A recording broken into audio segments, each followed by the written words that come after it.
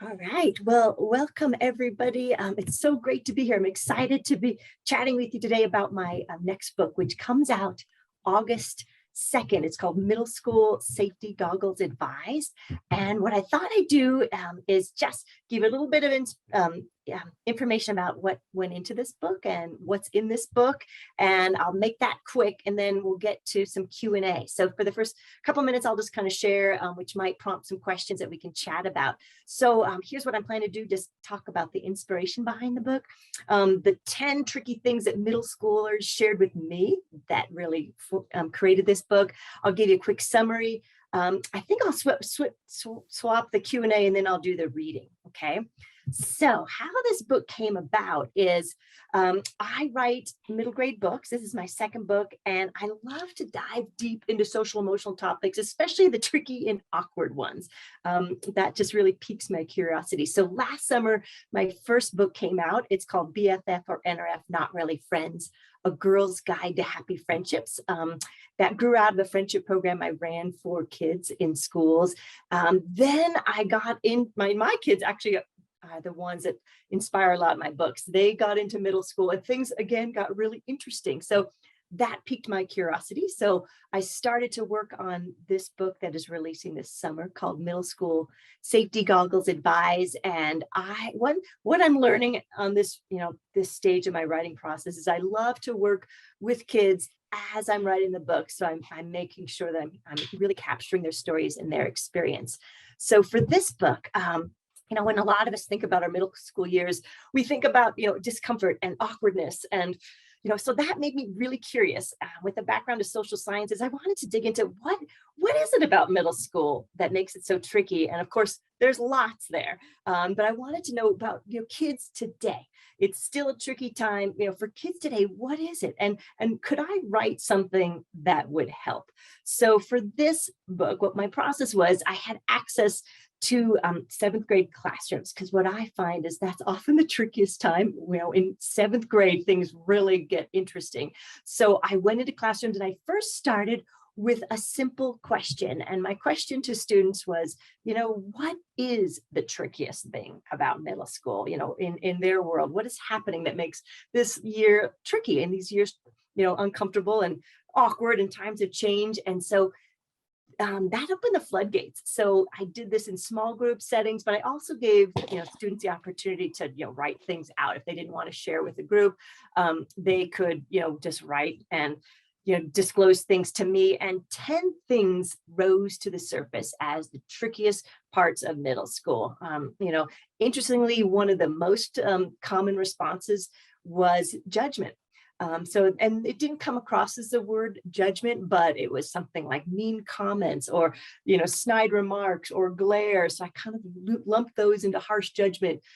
Popularity came up a lot. Crushes, that was really tricky for students. Social media, cliques, some other topics that came up. Changing friendships. That was one of the most common responses too. That friendships are just in a state of flux. Gossip and drama, bullying, stress, peer pressure. So those are the 10 things that came up the most often. So I wanted to really unpack those. So later in the year, I went back and met with, again, small groups of students and really talk to them about this. Like, tell me about what is going on with your changing friendships. What does that look like? What does that feel like? And what advice would you give to other students that are going through that? And I was always struck by the wisdom of these middle schoolers. The advice that they would give to other students was so poignant and on the spot. So there's a lot of that included in the book as well.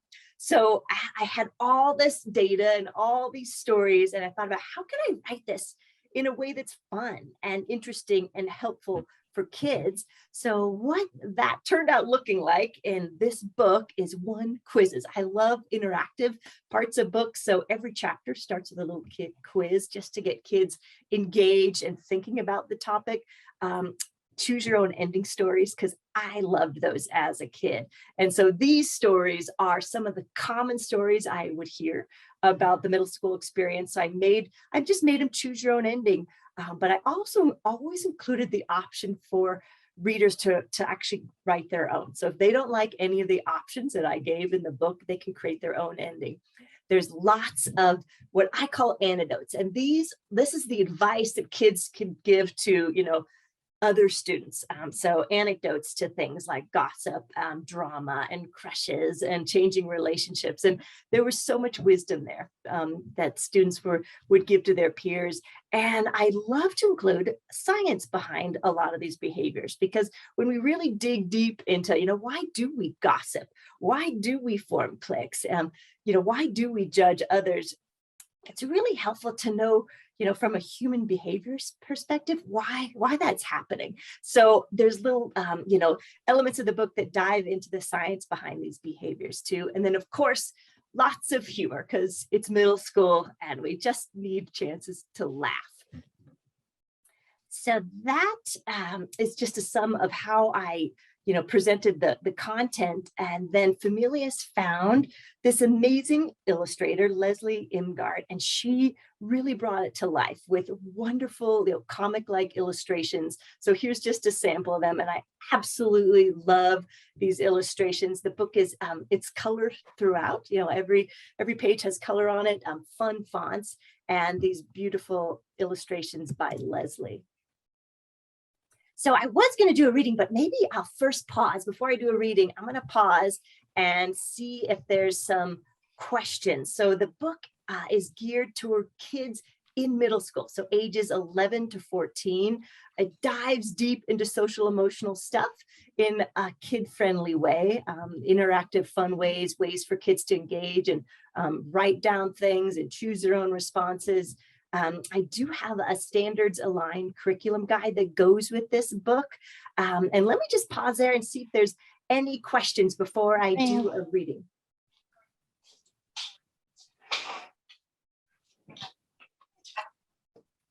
Morning. I'm on a webinar thing. Yeah, it's okay.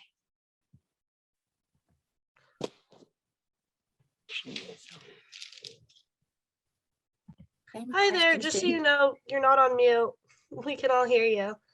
And then about, there we go. And then about the educational resources, just so everybody knows, those can be accessed via our booth.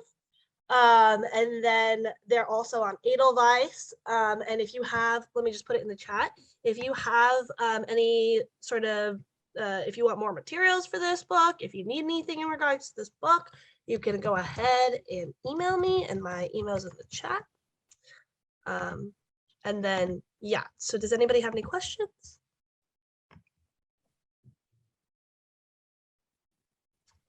I don't think so. So Jessica, why don't you do your reading, and then we can talk a little bit more about the book afterwards. Sure. Okay, so this. We did have a question come in, sorry. Yeah. Is this for students or for teachers? Students. So this is for students. And, in the perfect world, what I would love if like book clubs at libraries did this, or, it's written a way that it can be worked through individually for sure. But, there's so much discussion, so many places that could really, open the door to discussion. So I'd love it if it actually became, part of a 7th grade classroom reading, or a book, a book club at a library, because there's just so much to talk about. So yeah, great question. This is for middle grade students. The perfect reader is in middle school, because they'll relate to a lot of the content in this book. Okay, maybe I'll do a quick reading of one of the choose your own ending stories. So every chapter has, this is a unproofed copy that I've got. So every chapter has a choose your own ending story. And this choose your own ending is from chapter 1, which goes into judgment. So the chapter starts with some a quiz on judgment, to understand that sometimes we all actually judge people, but then it unpacks why do we judge people, and some anecdotes from students, some of their wisdom as to how they deal with judgment. And then it ends with a choose your own ending story, and this one is called The Diversity Club. So I'll read that. You choose the ending, The Diversity Club. You've noticed that some kids at school don't seem to fit in. Some of these kids dress differently than others, Some are interested in things that other kids aren't into. Some seem really uncomfortable with the whole social scene. JC is one of these students. She excels in school except for the social part. It's almost like she doesn't understand social rules. JC has noticed that she's not the only one that doesn't fit in. This gives her an idea. She decides to start a diversity club. The club's motto is all students are welcome and accepted for who they are as they are. JC posts signs around the school and personally invites some kids to be part of the club. For the first time in a long time, JC seems excited about school. News of the diversity club spreads. Soon the whole school is talking about it, but not in the way JC had hoped. Some students snicker and whisper rude comments as she walks by.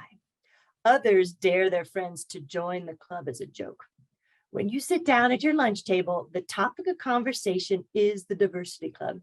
Your friends are laughing at the kids that might participate. One friend dares another to eavesdrop on a club meeting and report back to the group. Your friends then turn to you and ask what you think of the diversity club. You choose the ending. What do you do? Ending A, you join the fun. Turn to page 18. Ending B, you change the topic of conversation to something else. Turn to page 19. Ending C, you defend the diversity club and the kids that participate. Turn to page 19. And then ending D is optional. If you don't like any of these endings, add a new one. All right, so I'm turning the page here. So some of these endings. So you choose the ending. What do? Ending A, you join in the fun. After all, JC's sitting at the next table and won't hear you. You joke that your friend would be a perfect fit for the diversity club because nobody likes them. Then you start a game of truth or dare and dare your friend to attend a club meeting. Okay, if you chose ending B, here it is. You change the topic of conversation to something else. Making fun of the diversity club isn't how you want to spend your lunchtime. Instead of responding to the question, you ask your friends if they saw the big game last night. The conversation changes to impressive plays and amazing athletes. Ending C, you defend the diversity club and the kids that participate. You sit up tall and say, I think the diversity club is a cool idea. Kids are harsh to each other in middle school. I think it's great JC's creating a more accepting club. After an awkward silence, one of your friends laughs and suggests you join the club. You say, maybe I will. Then you change the subject to the upcoming school dance. So that is an example of one of the choose your own endings in the book. Every chapter has one. And what I'm excited about that is, I think in middle school, we're experiencing some of these things for the very first time. So often we don't know how to respond. I mean, this is new, this is uncomfortable. There's a lot of pressure we're feeling as individuals to fit in. So, this gives kids a chance to really think through some of these tough things, before they happen. So, any other questions from you? And thank you so much for joining me. It's so great to have you here. Any other questions about this book that I can answer? And I know, Jaden, you might have a couple of questions as well.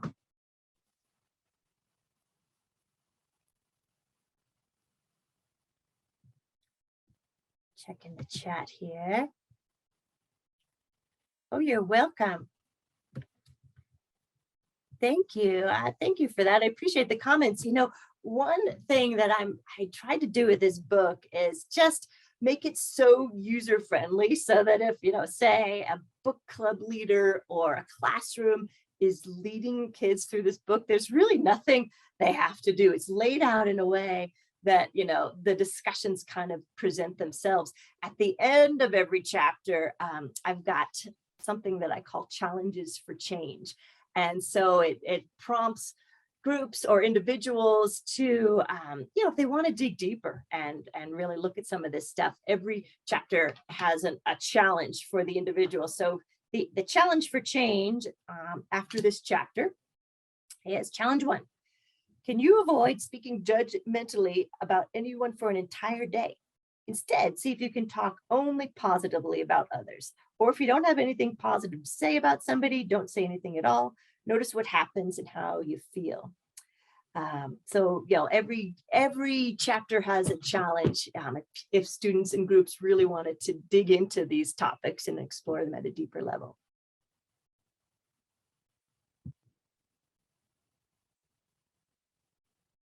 Any other questions?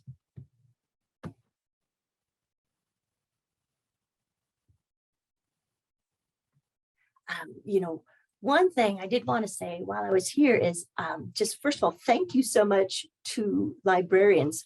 What you do is so important. I know all of us have had a librarian in our lives that has really connected us with books that were the perfect book that we needed to read at that time, whether it was, a humorous book or something to validate our experience or, inspire us. So what you do with students is so, so important. So thank you for what you do. And it's just such a pleasure to be here with me or with you today. I have a question for you, and then I'm going to get everybody the link so that they can pre-order your book if they'd like. But I know we've talked about this before, but I think it'd be really interesting to talk about this crowd. I know you have middle schoolers, and so what kind of problems did you see your middle schoolers struggling with that you talk about in this book? And how did you find ways to address the issues that your own children were having? And so I was writing this when my daughters were in middle school, which was great because I could, write and then I could, check with them and see what they thought about this, and then also, check back with the classrooms I was working with to write this book. And what I found is what's happening today is very similar to I think everybody's middle school experience. However, I do think social media has made things even a little more challenging. There's lots of positives about social media, but there's also lots of downsides, especially when it comes to social comparison or, just trying to keep up with the latest, greatest thing. So I think navigating social media is tricky, and there's a whole chapter on that. And especially for girls, there's actually studies out that show that social media is tough on the confidence of girls at a time when girls are not feeling very confident anyway in middle school, and they're trying to figure out who they are and do they look okay, and then all of a sudden they have to put themselves out there in a very public way. So social media is tricky for kids, and I think it elevates a lot of these things that are happening already. So, the gossip that's happening, the rumors, and it's all gets elevated to a whole nother degree because of social media. When we were growing up, we got to leave school and we left that all behind, but now it's like the 24-hour news feed where they are connected in a much deeper way. So that's tricky for kids to navigate that. Yeah, not to date myself, but when I was growing up, social media was just emerging. It was the first year of Instagram, the first year or two. So yeah, the environment has changed completely. And I think, you brought up some really great points about that. I think something else to know that was funny that we've talked about before is how Jessica actually got her kids, bribed her kids to edit this book. So it is middle schooler approved. And then the other part of it is that Jessica also interviewed middle school students. So can you talk to us about, I know that they have some hilarious things to say. Can you talk to us about some of the funniest things they heard? And then also some of the, the deeper things you heard, the more, the more serious things you heard from kids. Yeah. And so the book is packed with direct quotes from students. They had such wonderful things to say when I would go to the classrooms and gather stories and gather the advice they'd have for each other. There was so much there. So every chapter is packed with stories. So all the stories in this book came directly from middle school students. And so it's really in many ways written by them. One thing that was so fun is, when I would go back and kind of check in with the classrooms I was working with, I'd ask them, what do you guys want to talk about? I had my list of the 10, most, tricky things that they had identified earlier. And, they loved to talk about the whole crushes thing. So those conversations were so fun. They're trying to wrap their head around this whole crush thing and how just incredibly awkward it was. And then the pressure to, I'll put this in quotes, date, so it's not really dating as we would have, we expect as adults, but the pressure to date. And most of them wish that wasn't there. They wish they could just, have a crush and not get all this tremendous pressure to do anything with it, because what are they, it's so awkward, what are they going to do with this crush? The one comment was, dances would be so much better if there wasn't this pressure. Like, it would be so fun if we could just have a dance and go dance. But, there's this added layer of, the Cupid effect where, they want to try to get the crushes together. And, so they wanted to talk about that. In fact, all these topics, they wanted to talk about that. And they're like, let's talk about popularity. So that was another really a common, place that we'd end up back in the popularity thing. And they like to dissect what's going on there. So in the book, there's a lot of science to what is happening with the whole popularity. So I talk about that, and this has been studied, especially in middle school. So there tends to be two kinds of popularity. So there's the popularity that, this person is generally, well liked by a lot of people because of qualities like they're good listeners, and they are kind, and they make people feel good about themselves, and they're good leaders. So that's one kind of popularity. I'm going to call that the well-liked. And then there's another side to popularity, which is more about status.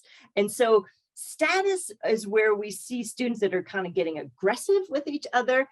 Maybe sometimes they're mean, sometimes they're not mean. People are actually a little afraid of them. So they have a lot of visibility, but not because people, feel comfortable around them. Mostly people are very nervous about them. So that's more of a status popularity. So in the chapter about popularity, I really break that down as to, let's look at popularity, what kind of popularity are you seeing? And, what do you, which do you prefer, and what would you rather see yourself involved in? So popularity drives a lot of interesting stuff in conversations in middle school. So just making that distinction makes it a little more clear for them. They just knowing that, oh, okay, there's two kinds, and maybe I really want to strive for qualities like the well-liked students that are good listeners, that cooperate, that make people feel good about themselves. So that was a fun one that students really wanted to talk about too. We have a very lovely comment from Miss Alice saying she's going to try to get the Dean of Students to get a book club going for this in fall. Oh, yay! I love that.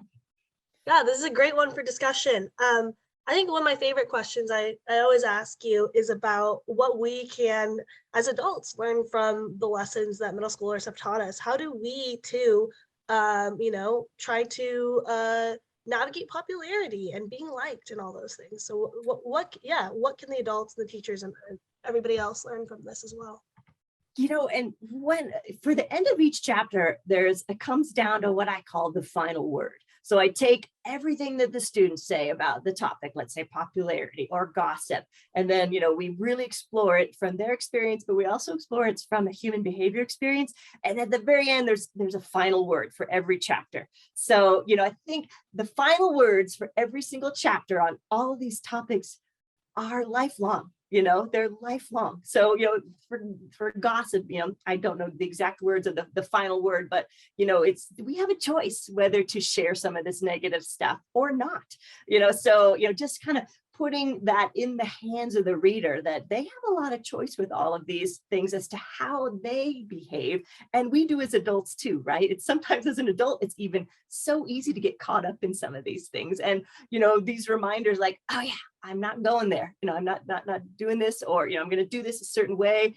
So middle school is a time where kids really can start to shape who they are and who do they want to be. And it's the timing for this is perfect, because that's exactly when they start to, in a deeper way, explore their self-identity and start to test out some other identities. So I'm excited to see how that, this book kind of plays into that, this time where they really are shaping their identity, and you put in their hands a tool that, that can really help to guide them. And I do want to say, for what I offered on my first book, if anybody ever does a book club, I always would offer a free Zoom, to connect with that book club at some point. So if it would be of interest and of help, I love to meet with groups. And so, if you're doing this at your library, I would be more than happy, to set up a quick Zoom visit to a group that's reading this book, and we could talk about it together.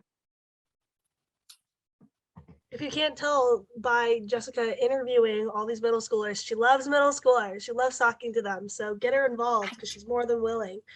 And Yes. then while we're here, might as well talk about your other book as well, because you do like you very much specialize in socio-emotional learning. So if you read middle school, don't forget about BFF or NRF because these concepts really they pair really well together. Can you talk about how they work together and the cohesive lesson they teach across the board? Yeah, and so this is BFF or NRF, Not Really Friends, a girl's guide to happy friendships that came out last summer. And this book grew out of a friendship program I ran for upper elementary school girls on just foundational friendship stuff. So again, it came through my work with kids, and it's really shares a lot of their stories, but also a framework for how to navigate really tricky friendship stuff. Because what I found is, especially for girls in the upper elementary years, things get really tricky. So this kind of, again, validates that experience, it shines a light on it and gives them some tools to deal with that. And like my second book, it's filled with quizzes and activities and fun illustrations. So it's a great book club book as well. And so yeah, also I'd be happy to Zoom and chat with kids, and it's written for girls, but the content really is applicable to anybody, and I've been surprised since this book came out. My intention was grades like 2nd through 5th, but I've been surprised to hear so much feedback from middle schools on that book that it's totally applicable to what's happening in girls' friendships in middle schools too. So I would change the age range for that. It actually would go elementary into middle school as well. Yeah, I think something important you mentioned there as well is that, yeah, BFF or NRF is pointed towards girls or those who choose to identify as girls and those particular friendships. And then middle school does a really great job at being very gender neutral, and so anybody who identifies as any gender can relate to a lot of these general topics. Yeah. And yeah, I think so the sort of illustrator, that's one of the things I love about the illustrations in that book is they're as neutral as I think we possibly could have done with, the gender neutrality. And when I was writing that, I tried as much as possible, just to use a you pronoun. So in all those choose your own ending stories, it's you, so that students can place themselves there. And then, throughout the book, when I give it, sharing advice from students or sharing other stories, if I could avoid even a name, so we can't even put a picture in our head as to, who's saying this, which gender, I did. So I tried to keep, the middle school book as gender neutral as possible, because, what I really dive into in this book, it applies to everybody. It doesn't matter, what gender you are, what you identify as. So I'm excited that book, I think, will appeal to a really, broad audience. Right. And then again, like I was asking earlier, there are so many things we as adults can learn from this book as well, too. So gender neutral, made for middle school, but we can learn a lot from middle schoolers. So really for everybody. I want to check in. We're at time, but if anybody has any questions, if Jessica has the time, we can continue to talk. So I want to open the floor to questions again. Does anybody have anything to ask?